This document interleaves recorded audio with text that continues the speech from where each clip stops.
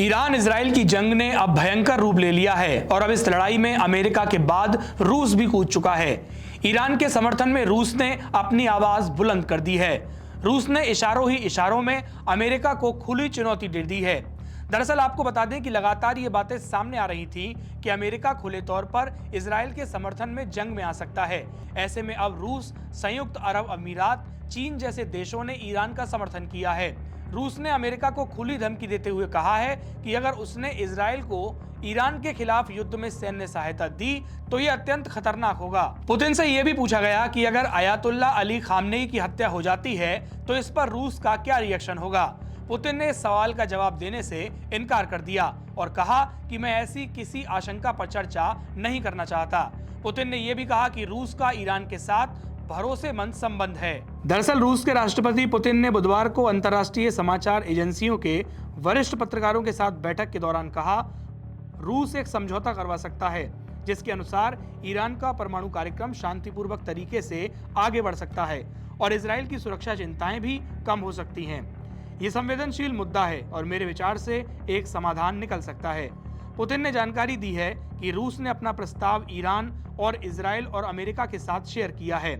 हम किसी पर कुछ भी थोप नहीं रहे, हम बस इस बारे में बात कर रहे हैं कि इस स्थिति से बाहर निकलने का रास्ता क्या हो सकता है।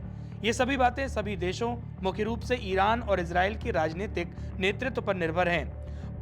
पुतिन ने जानकारी दी है कि रूस ने ईरान के बुश शहर में उसके पहले न्यूक्लियर एनर्जी रिएक्टर को बनाने में मदद की थी। इसके अलावा बुश शहर में 2 और रिएक्टरों के निर्माण में 200 से अधिक रूसी श्रमिक लगे हुए हैं। पुतिन का कहना है कि ईरान ने उनसे सैन्य सहायता नहीं मांगी है।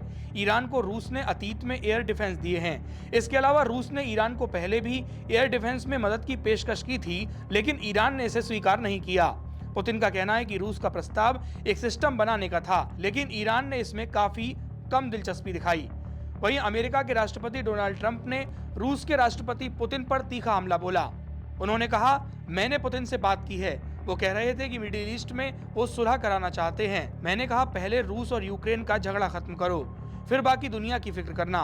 बता दें कि ईरान इजराइल युद्ध के बीच कई देशों ने अपना समर्थन औपचारिक मित्रों के तौर पर दिया है।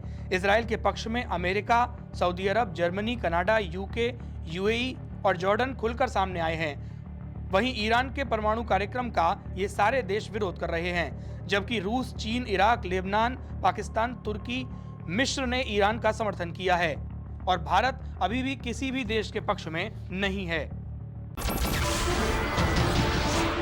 नमस्कार, मैं हूं मानक गुप्ता। अगर आपको हमारा ये वीडियो पसंद आया हो तो इसे लाइक और शेयर जरूर करें और हाँ, हमें सब्सक्राइब और फॉलो करना ना भूलें ताकि आप देश और दुनिया की कोई खबर मिस ना करें। तो जुड़े रहिए हमारे साथ और देखते रहिए न्यूज़ 24।